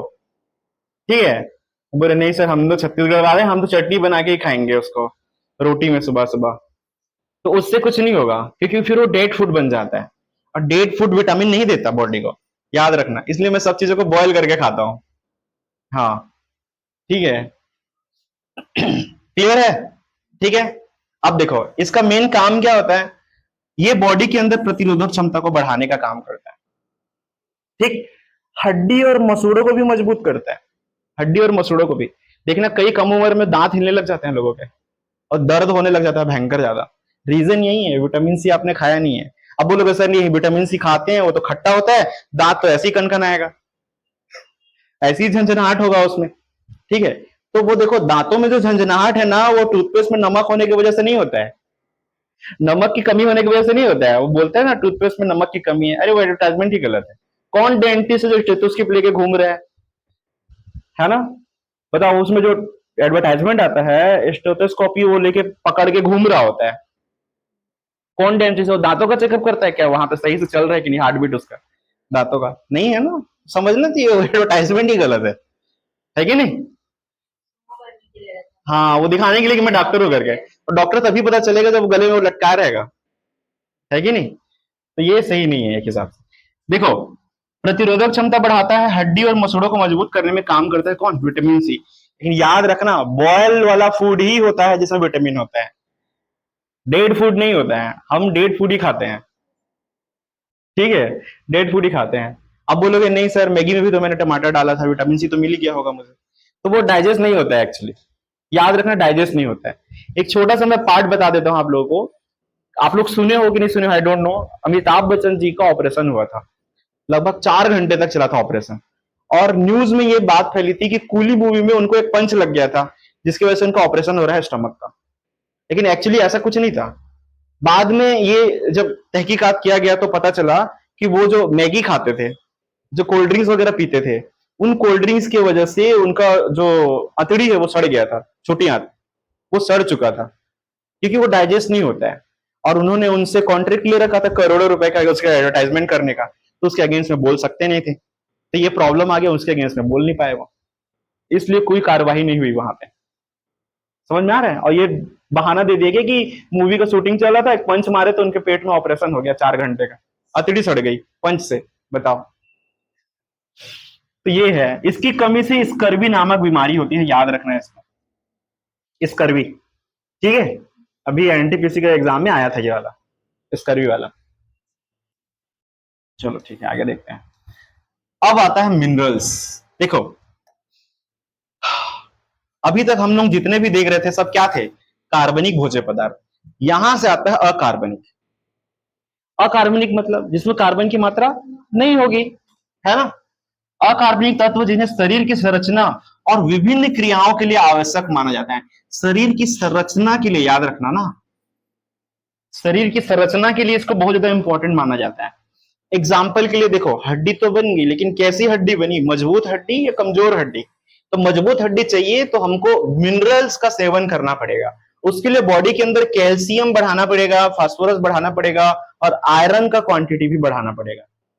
अब आयरन बढ़ाना पड़ेगा इसका मतलब ये नहीं कि सुबह जाके बैठ जाओ और लोहे खाने लग जाओ, ठीक सर आयरन है इसमें तो इसको खाऊंगा तो बॉडी के अंदर लोहे का मात्रा बढ़ जाएगा, ऐसा कुछ नहीं होता है। जैसे पपीते का पेड़ होता है ना, पपीता लोगों को, कई लोगों को पसंद भी होता है, कई लोग खाते भी नहीं है उसको। खाते इसलिए नहीं है क्योंकि मम्मी बोलती है, ठीक है, ज्यादा खाओ करके। जो ज्यादा खाने मम्मी बोलती है उसको बच्चे नहीं खाते मोस्ट, ठीक है, ये देखने को मिलता है मोस्ट। तो देखो इसमें क्या है ना, अगर आयरन देना है तो पपीते का पेड़ है उसमें कील ठोक दो, तो पपीते के जो अंदर है ऑटोमेटिकली आयरन का क्वांटिटी ट्रांसफर हो जाता है, उसमें आयरन आ जाता है अपने आप। प्रोटीन तो होता ही है, आयरन भी आ जाता है। ठीक, दूसरा चीज देखो यहाँ पे, ये कैल्शियम मिला कहां से? ये कैल्शियम से क्या क्या प्रॉब्लम होता है? हड्डी व दांत मजबूत होते हैं अगर कैल्शियम अच्छे से रहा बॉडी के अंदर तो। ये कैल्शियम किसमें से मिलता है? दूध पीने से मिलता है, पता होगा सबको, जो कि किसी को पसंद नहीं होगा आई थिंक। यहाँ पे कोई पीता है यहाँ पे? नहीं, ठीक है, हॉर्लिक्स तो कोई पिया ही नहीं होगा। फिर ब्लड में थक्का जमाने का भी काम करता है कैल्शियम, और ब्लड में थक्का नहीं जम पाता है कौन से विटामिन की कमी की वजह से? हाँ, विटामिन के की वजह से। तो विटामिन के का क्वांटिटी भी बढ़ा सकता है कैल्शियम, अगर आप सही से लेते हो तो। समझ में आ रहा है? तो ये इंपॉर्टेंट है, कम से कम उसके लिए कर लेना, ये थक्के के लिए, फ्लोटिंग के लिए इंपॉर्टेंट है। फिर आता है फास्फोरस। फास्फोरस से क्या होता है ना, हड्डी और दांत, इनमें जो है ना ये हेल्प करता है इनको इनको मजबूत बनाए रखने के, जल्दी से गिरेंगे नहीं ये, अगर बॉडी के अंदर फास्फोरस अच्छी क्वांटिटी में है तो। ठीक है, हड्डी का बात आया, मतलब सिंपल से दिमाग लगाना, कैल्शियम फास्फोरस ये होना ही होना है। ठीक है, बॉडी के अंदर देखो आयरन का क्वांटिटी अच्छा होना चाहिए, कब, अगर आप अच्छे से मिनरल का सेवन कर रहे हो, और इससे क्या होगा, हीमोग्लोबिन की मात्रा बढ़ेगी बॉडी के अंदर। और हीमोग्लोबिन बहुत इंपॉर्टेंट चीज है। कैसे इंपॉर्टेंट चीज है, देखो कल ही मैं बता रहा था आप लोग को, क्या, हम जब श्वसन की प्रक्रिया करते हैं तो इसके अंदर हम लोग क्या क्या लेते हैं, ऑक्सीजन लेते हैं सांस में, कार्बन डाइऑक्साइड रहता है, नाइट्रोजन डाइऑक्साइड रहता है, और जल वाष्प के कण भी होते हैं। ये सभी बॉडी के अंदर जाते हैं श्वसन की प्रक्रिया में। तो हमारे बॉडी में एक खास चीज होता है, मैंने बोला था, उसका नाम मैंने बताया था, हीमोग्लोबिन। ये हीमोग्लोबिन क्या करता है, सिर्फ ऑक्सीजन को पकड़ता है और बॉडी के अंदर घुमाने का काम करता है। ठीक, अब देखो खाना खाने से क्या मिलता है बॉडी को, ऊर्जा मिलती है। खाना खाने से ऑक्सीजन मिलता है, ऊर्जा मिलती है ना, खाना खाने से ऊर्जा मिलती है बॉडी को।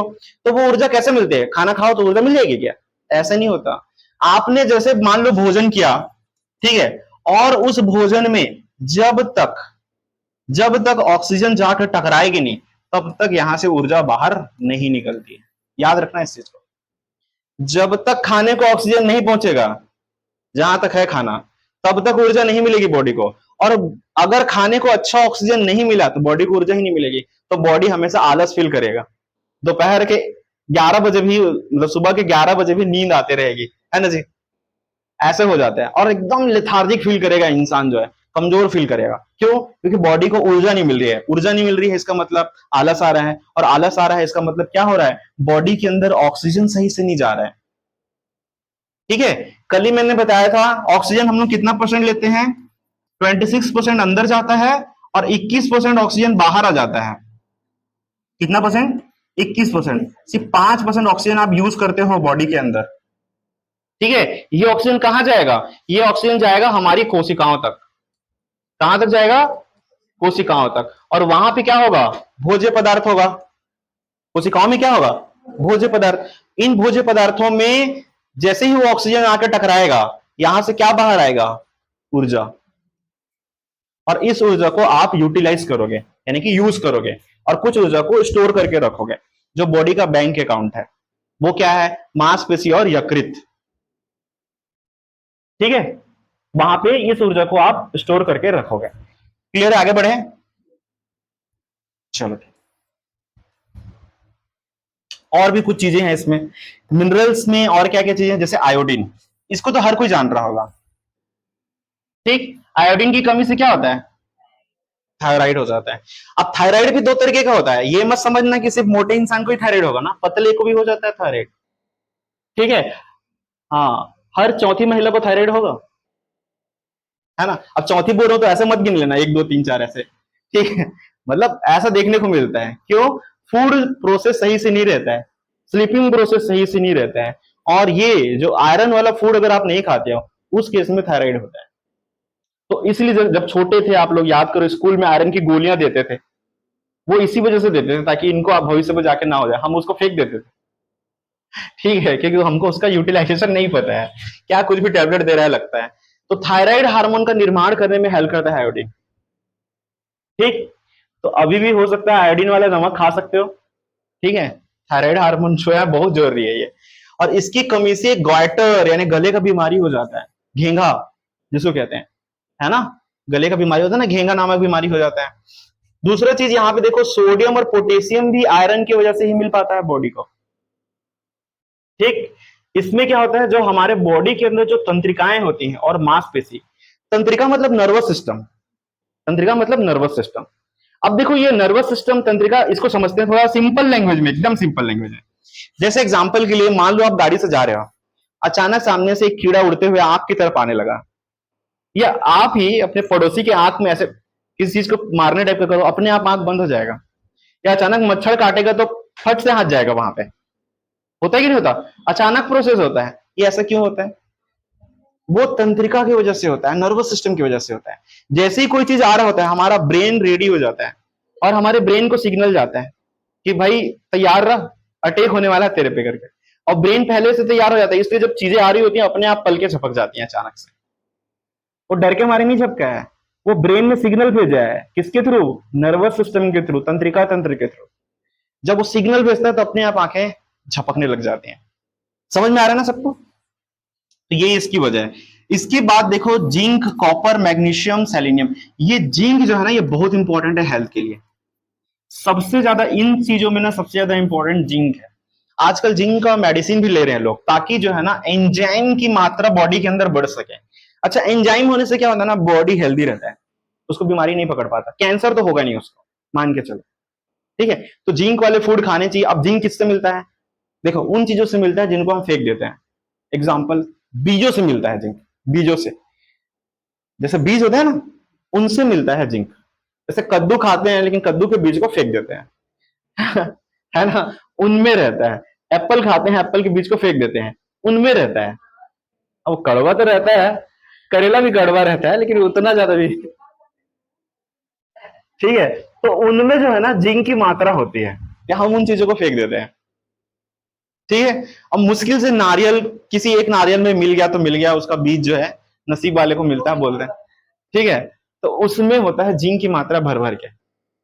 अब बेटर ये है, अब इतना सब चीज खोजो, या तो फिर उसका वो ले लो, मेडिसिन ले लो।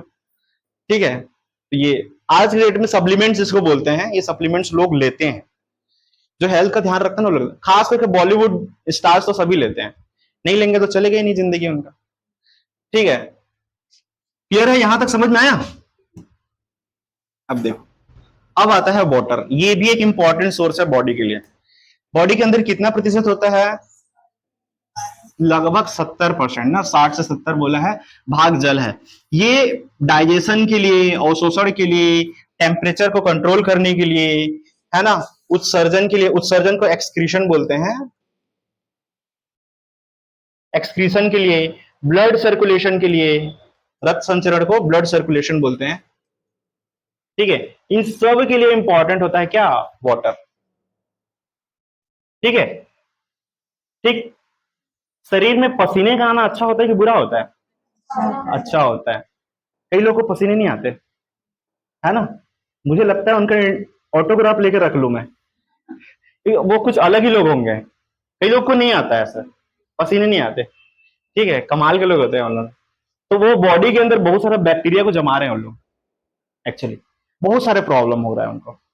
ठीक है, अगर गलती से उनको पार्लर भेज दो, तो वो जो पार्लर वाला जब क्लीन करेगा फेस को, फेशियल करते टाइम, तो बहुत सारा डस्ट बाहर आएगा स्किन से। ठीक है, तो इसलिए पसीना आना बहुत इंपॉर्टेंट है। और ये वो सब चीजें, कौन सी चीजें बाहर आती है ना बॉडी से? वही सब चीजें बाहर आती हैं जो आप खाए रहते हो, बेकार बेकार की चीजों को, जैसे फास्ट फूड वगैरह सब हो गया, वही सब चीजें बाहर आती हैं बॉडी के अंदर से। तो ये इंपॉर्टेंट है ना, इसलिए हर वक्त एसी में भी रहना सही नहीं है। समझ रहे हो ना? हाँ, एसी वाले बंदे थोड़े कमजोर हो जाते हैं, इसलिए बोलते हैं लोग, है ना। पहले देसी वाले कितने स्ट्रांग होते थे, अब एसी वाले कमजोर होने लग गए। अब यहाँ पे देखो, इसका स्रोत क्या है जल का? भाई पीने का पानी है, फल से, दूध से, सब्जियों से ये मिलता है, सिंपल सी बात है। ठीक, अब इसको भी समझो, ये सब्जी मतलब वो कढ़ाई में तल के बनाया हुआ सब्जी नहीं है, ये बॉइल्ड फूड है, ये उबला हुआ। ठीक है, उबला हुआ सब्जी है ये, खा के देखना अच्छा लगता है। इवन मैं भी खाता हूं, मुझे तो पसंद है ये। ठीक है, उबली हुई सब्जियां। इसके कमी से क्या होता है देखो, निर्जलीकरण होने लगता है, मतलब डिहाइड्रेशन का प्रॉब्लम होता है, सांस भर आता है अपने आप, सीढ़ी 2 4 सीढ़ी चढ़ोगे तो ऐसा लगेगा जिंदगी खत्म, अब तो भर्ती करना पड़ेगा मुझे, ऐसा फीलिंग आने लग जाता है। थकान बहुत जल्दी हो जाता है, और वीकनेस बहुत ज्यादा आता है बॉडी के अंदर। ठीक, तो वाटर से रिलेटेड क्वेश्चन ना उतने ज्यादा देखने को नहीं मिलते हैं, लेकिन ये जो है ना, ये क्वेश्चन आता है रफेज, जिसको हिंदी में बोला गया है आहारीय रेशा। भयानक नाम है हिंदी में इसका, तो हम लोग इंग्लिश में ही देख लेते हैं इसको, और रुक्षांश। देखो जी, रफेज क्या होता है? यह पौधों से मिलने वाला अपाच्य पदार्थ होता है, जैसे कि सेल्यूलोज। पौधों से मिलने वाला पदार्थ है ये रफेज।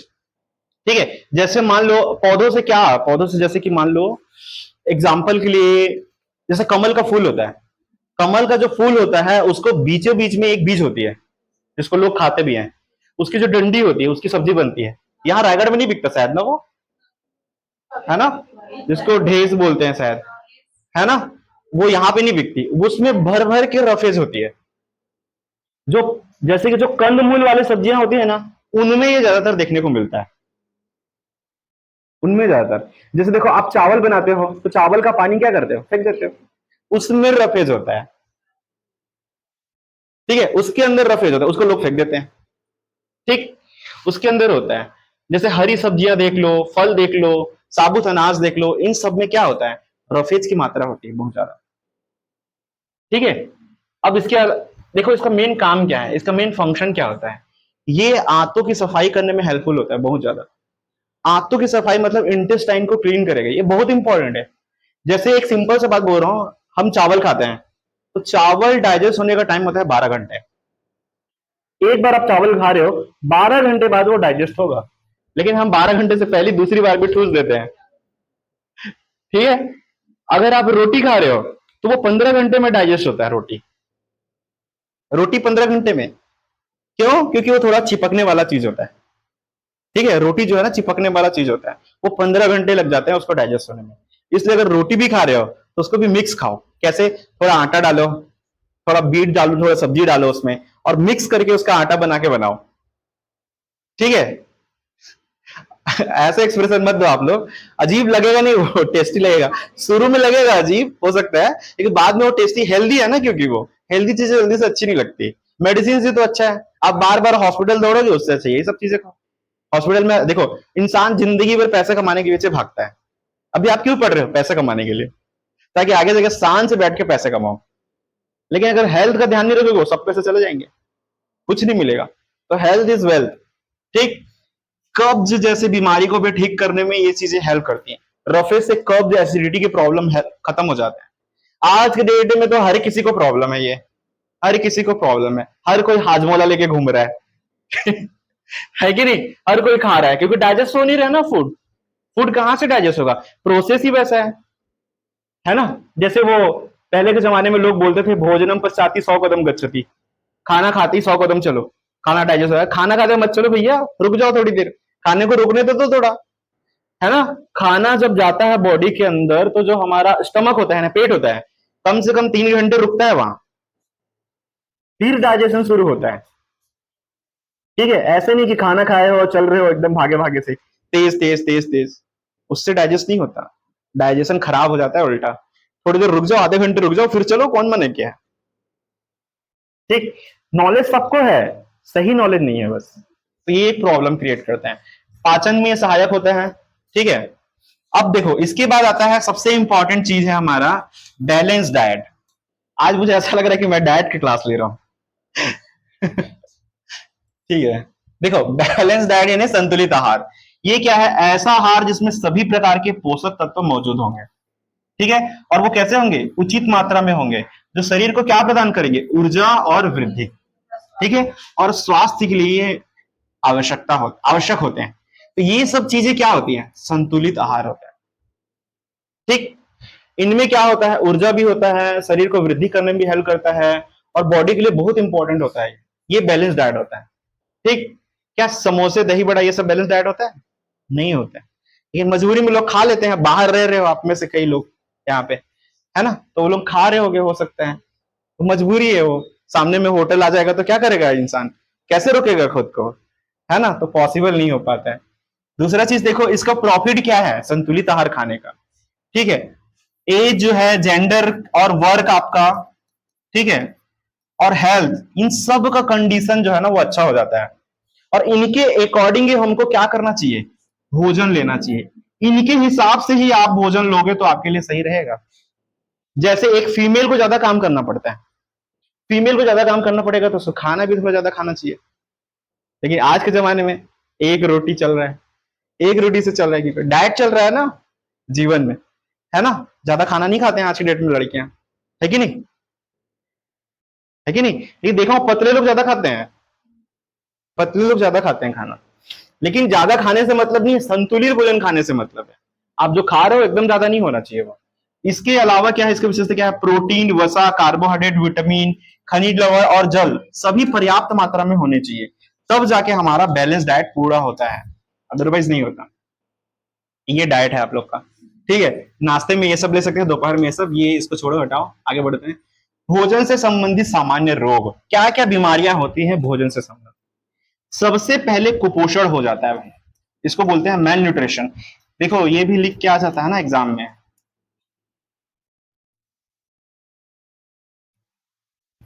ठीक है। पोषक तत्वों की कमी हो जाती है बॉडी के अंदर। अति पोषण, ज्यादा न्यूट्रिशन वाला, ज्यादा प्रोटीन वाला खा गए तो भी प्रॉब्लम है। प्रोटीन मिल रहा है, ठीक है, ज्यादा खा गया तो भी दिक्कत। क्या होगा?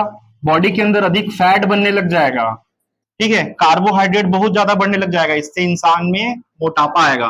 मोटापा आएगा तो कोलेस्ट्रॉल बढ़ेगा, कोलेस्ट्रॉल बढ़ेगा तो हार्ट का प्रॉब्लम बढ़ेगा, ठीक है। और ब्लड प्रेशर ये भी बढ़ने लग जाएगा।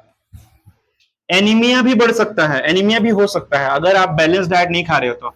आयरन की कमी से होता है, ये तो पता चल गया होगा आप लोग को, ठीक है। अगर किसी की बॉडी में ब्लड की कमी है तो उसको आयरन वाले खाने दीजिए, अपने आप पूरा हो जाएगा, ठीक है। गले की बीमारी है जैसे मान लो घेंगा, तो वो आयोडीन की कमी से होता है। ये भोजन संबंधी बीमारियां जो अभी तक हमने देखा है। डायबिटीज देखो, कार्बोहाइड्रेट को असंतुलित तरीके से खा रहे हो, दिन में 4 बार चावल खा रहे हो मान लो। घर में हो तो सुबह सुबह उठे, खा गए, फिर दोपहर को फिर खा गए 11 बजे, फिर 2 बजे फिर भूख लग गया, फिर खा गए। होता है ना कभी कभी ऐसा, कभी कभी भूख लग जाती है, सब्जी अच्छी बनी है आपके पसंद की, तो 3-4 बार खा देते हो। होता है कि नहीं होता? तो उन सब चीजों की वजह से डायबिटीज हो जाता है। देखो शुगर सबके अंदर होता है, डायबिटीज यानी शुगर, शुगर सबके अंदर होता है, ठीक है। लेकिन एक शुगर होता है जो क्यूरेबल होता है, इन्हें ठीक होने योग्य, और एक होता है नॉन क्यूरेबल जो ठीक होने योग्य नहीं होता है। तो अगर आप परहेज करोगे खाने पे तो आपको ये सब बीमारियां नहीं छुएंगी। तो एक इंग्लिश में कहावत है, prevention is better than cure, मतलब रोकथाम इलाज से ज्यादा बढ़िया है। तो रोकथाम करो, यानी परहेज करो, तो कोई भी बीमारी नहीं छुएगी। उसके लिए संतुलित आहार लेना पड़ेगा, ठीक, समझ में आया? तो ये ओवरऑल पूरा हमारा चैप्टर था, और ये चैप्टर हमारा कंप्लीट, सारा प्रोसेस कवर हो गया इसमें। जो सबसे की टर्म्स थे इंपॉर्टेंट,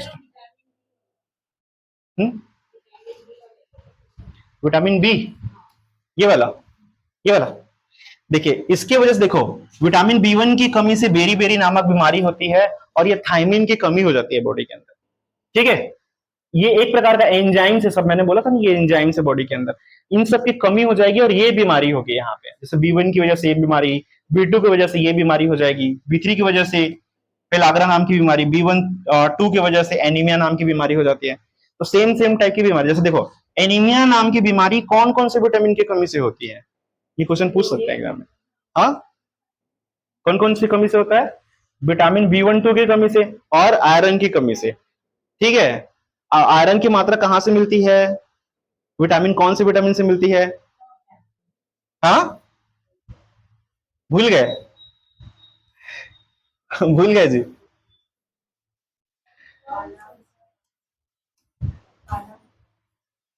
हाँ, देख लेना आप लोग। यहाँ पे ना टेक्निकल वर्ड्स में ये था, मैं इसको निकाल दे रहा हूँ एक बार और, जिसको आप लोग को अच्छे से याद करना होगा।